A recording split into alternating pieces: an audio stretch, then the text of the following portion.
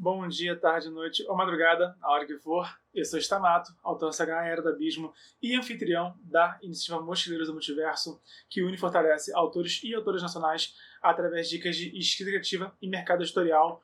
Hoje eu falo do capítulo 17 do livro Inimigo do Mundo, do Leonel Caldela, e falarei também, acho que é muito importante já anunciar isso, que eu vou falar um defeito do Caldela, finalmente. É engraçado que eu teve um capítulo do Tolkien que eu analisei aqui no canal, em que eu falo do calcanhar de Aquiles do Tolkien, que foi um capítulo do Tolkien que eu senti que não acrescentou em nada.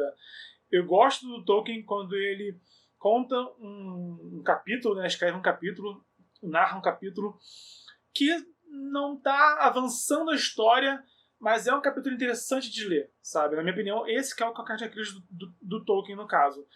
Eu gosto quando ele de fato conta uma história desnecessária, mas conta uma história, mas tem vezes que tem alguns capítulos que eu leio e falo, meu Deus do céu, não aconteceu nada aqui, sabe? Não teve nada de novo, é tudo mais do mesmo nesse capítulo aqui. E tem tempinho já que eu fiz esse vídeo, tem gente que me critica, tem gente que concorda comigo. O legal de falar do Tolkien é que é sempre 880. Se eu elogiar o Tolkien, vem gente falando mal do Tolkien. Se eu criticar o Tolkien, me xingam porque eu critiquei o Tolkien. Então, faz parte, né, da internet de hoje em dia. E do Caldela, eu não tinha ainda falado de nenhum ponto fraco da escrita dele, sabe? Eu tinha já comentado, assim, por alto, algumas questões desse primeiro livro aqui, do Inimigo do Mundo, mas eu não tinha ainda encontrado nas minhas análises o problema acontecendo. E quando eu li esse capítulo aqui, 17, reli, teve um ponto que eu fiquei não, e nem era o problema que eu lembrava que ele tinha, mas foi um ponto assim que eu não lembrava desse detalhe na história, e eu acho que o Felipe do Céu errou feio, errou rude, sabe? Então eu vou analisar aqui esse capítulo 17, e no final eu vou falar qual que é o problema, qual que é o ponto assim que eu acho que o Caldela mandou muito mal nesse capítulo aqui, que é pra gente compreender o que os autores fazem de certo, né? Mas também compreender quando um autor pisa na bola, sabe? Eu não vou ficar também fazendo aqui, não vou passar pano aqui, tá? Porque nada é perfeito, ninguém é perfeito. E o Caldela é um dos meus autores favoritos, sabe, de todos os tempos. Então é óbvio que eu adoro ele, tô aqui fazendo, né, muitos vídeos sobre ele, na verdade. Né? Eu gosto muito da escrita dele. Mas, quando eu vejo algo que é problemático, eu preciso, né, por questões, né, aqui do conteúdo do canal, questões minhas mesmo, sabe? Não, preciso verbalizar isso aqui, não posso fingir que não vi isso daqui. Senão não seria legítimo da minha parte também, né, fazer todo esse conteúdo. Enfim, começando aqui o vídeo em si, né, o conteúdo do vídeo em si, vou falar aqui do capítulo, falar aqui de personagem, enredo, cenário, vou falar do problema que eu encontrei nesse capítulo e vou dar a conclusão, né, de tudo que tem interessante aqui nesse capítulo, que é o capítulo 17, intitulado Lugares onde há o amor, né? Lugares onde existe o amor. Que é basicamente os heróis, né? O Esquadrão do Inferno os heróis vencem os goblinoides, mas precisam fugir desesperadamente. Isso é bem interessante, que o Caldela sempre dá uma vitória a muito custo, né? E muitas vezes vitórias agridoces, né? Aquela vitória assim que, ok, vencemos, mas a que custo, né? Aqui cicatrizes que a gente consegue a cada vitória, né? Eu acho que esse capítulo não tem assim, nenhuma vitória que é absoluta, sabe? Toda vitória, no fim das contas, tem ali um fundinho azedo, né? De vencer também. Sobre personagens, o que acontece é o seguinte: o Valen e a Elisa precisam fugir dos goblinoides porque a Elisa, ela quebrou o pacto de guerra, que eu falei até no vídeo anterior, que tem aquele pacto, né, dos sacerdotes e tal.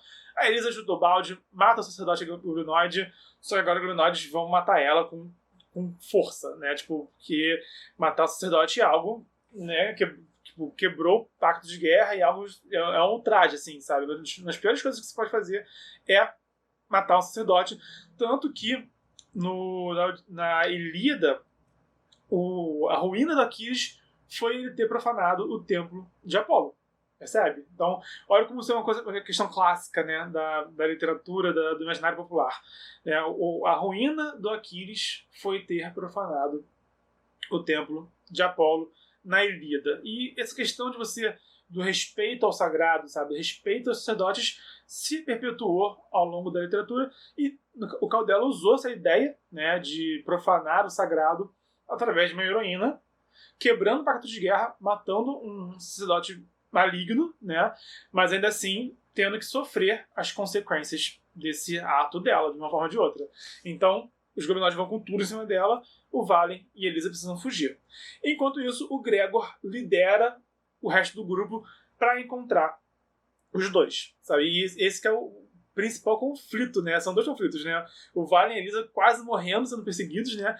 E o Gregor tendo que liderar a galera, porque liderar essa galera é muito difícil, né? O Caldela frisa muito isso nesse capítulo. Enfim, o cenário. O que acontece é que, em resumo aqui, o grupo acaba encontrando um templo de Mará, a deusa da paz, no meio do nada. Então, o Caldela ele não está se representando uma cidade nova, um reino novo, mas são um fato interessante de Arton.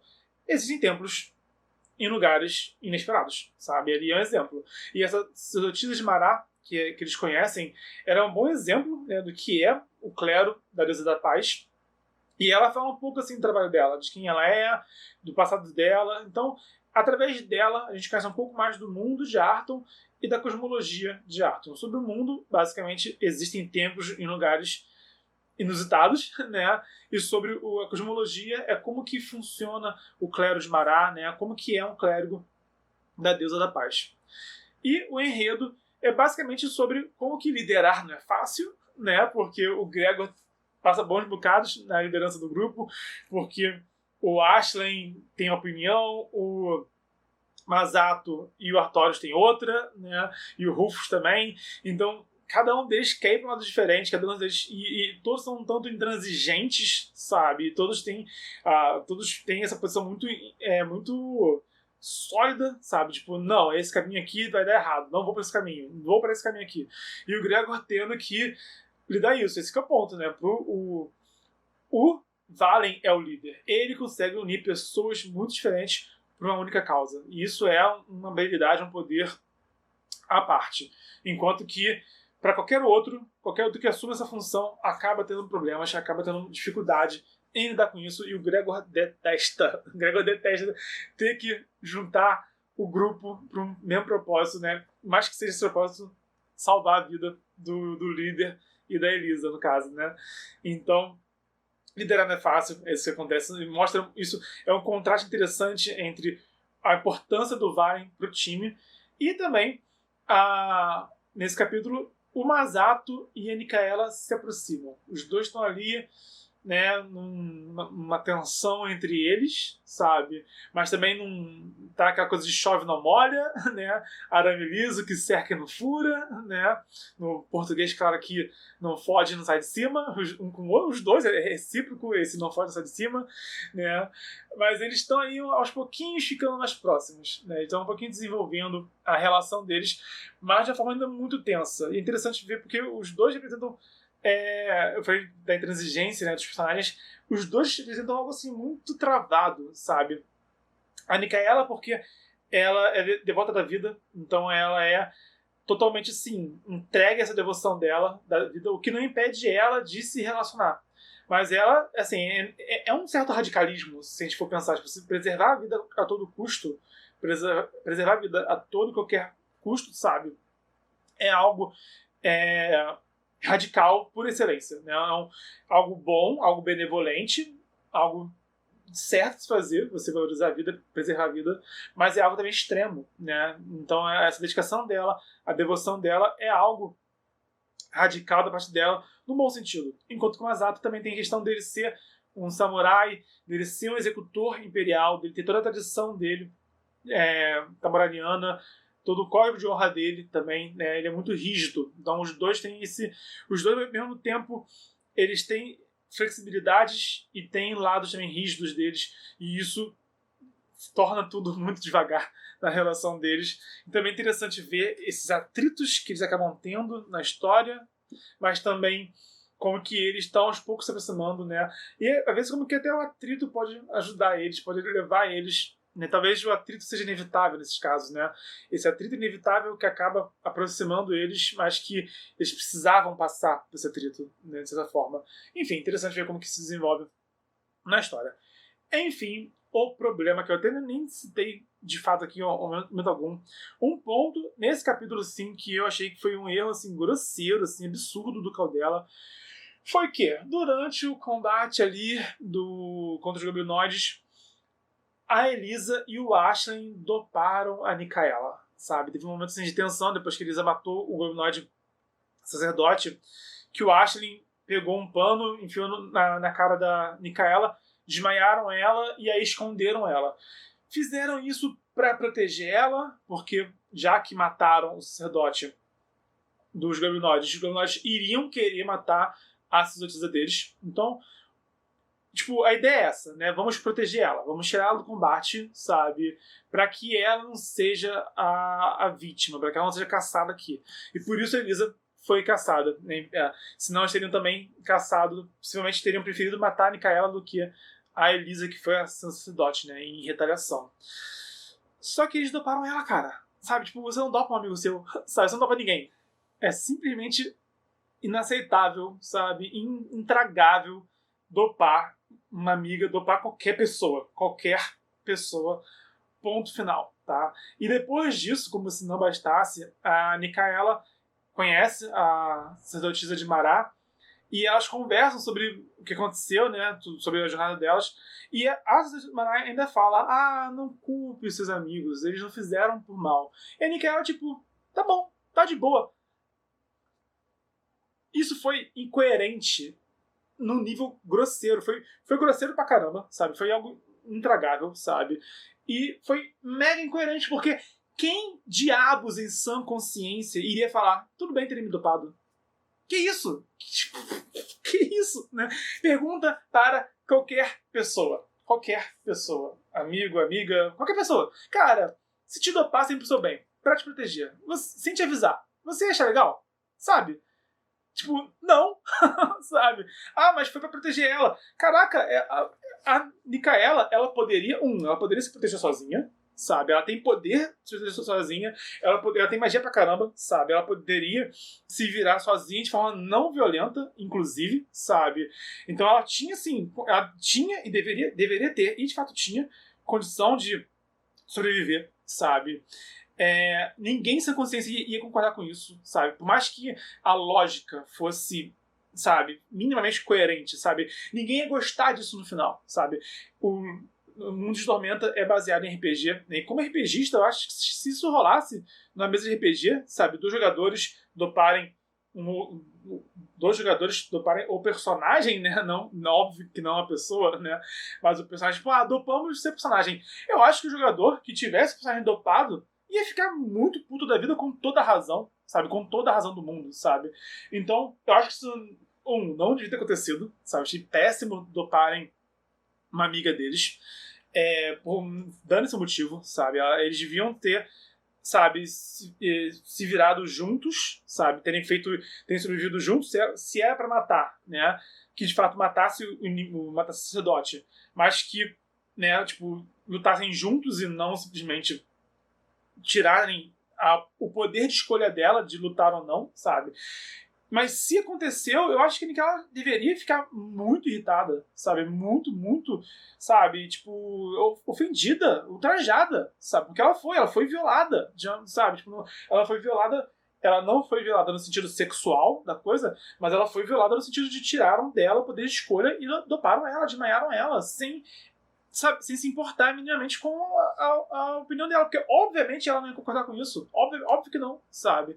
Então acho que no mínimo, se era pra Nicaela, pra Elisa e pro Ashley fazerem isso, ela deveria chegar e falar: olha, é o seguinte, não confio mais em vocês fizeram isso comigo, como é que eu posso confiar em vocês? Se vocês, sabe, me fizeram isso comigo, sabe? Vocês, sabe, me agrediram dessa forma. Isso é uma agressão altíssima. Dopar uma pessoa é um ato de agressão, sabe? Total, sabe? Total, tá louco, sabe? Tipo, enfim, né?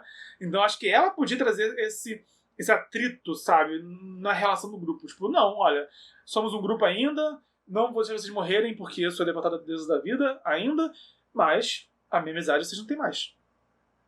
E isso iria machucar muito a Elisa e o Ashley. O Ashley e a Elisa, principalmente o Ashley, os dois iam ficar arrasados se eles perdessem a amizade da Nicaela. Então, sinceramente, aí sim eu acho que isso traria algo de interessante, de relevante para a história. Então, enfim, acho que não tinha que ter acontecido isso, de doparem um companheiro do grupo.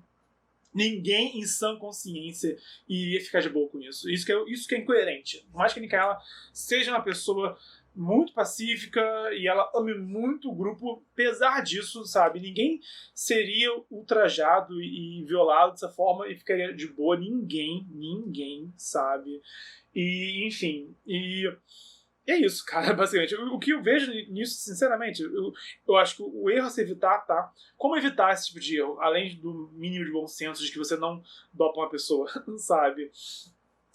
Como evitar isso é o seguinte, que eu vejo que muitas vezes os escritores, eles têm uma ideia na cabeça deles, e essa ideia é a ideia certa, e automaticamente todo mundo na história concorda que essa ideia é a ideia certa. Sendo que no mundo real não é assim que funciona. No mundo real, nenhuma ideia é totalmente certa, sabe?